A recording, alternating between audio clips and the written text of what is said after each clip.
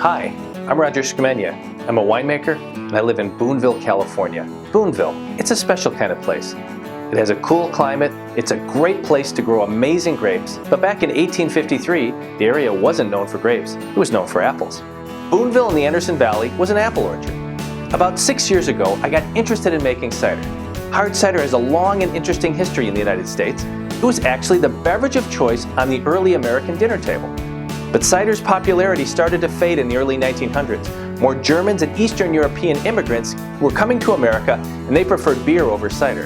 And then Prohibition came along and really killed the American cider business. So where did this modern cider craze come from? You really need to go back to the 1980s when America fell in love with a sparkling wine-based beverage called the wine cooler. Remember Bartles and James? Wine coolers were flying off the shelves. In the 1980s, if you wanted to be cool, you offered your guests a wine cooler at a dinner party. The 20-somethings back then liked a little bit of sweet, a little bit of sparkle in their drink. But what happened to the wine cooler? The wine tax happened. The tax on wine went from 17 cents a gallon to $1.07 a gallon. Companies like Bartles and James reacted by reformulating. They started making their product out of malt instead of wine. And it just ruined the category. Brands like Zima became popular, but it just didn't taste the same.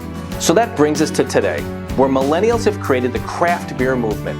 Now 30 years ago, there were only like 5, 6 big brands in the beer section. But look at it now.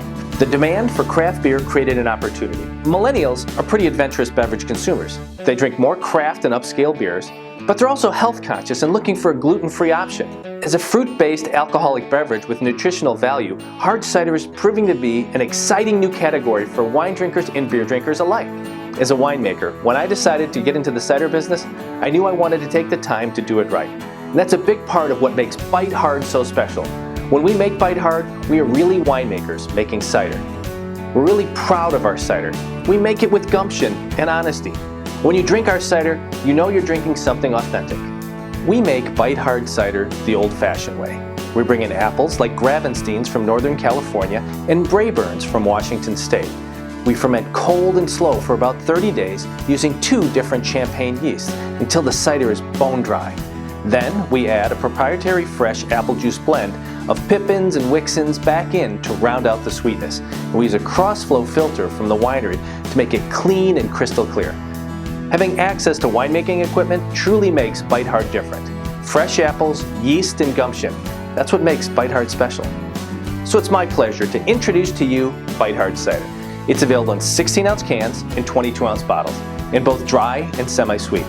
Grab a Bite Hard cider, sit back and enjoy it with your next dinner. And I think you'll agree that Bite Hard is one of America's finest ciders.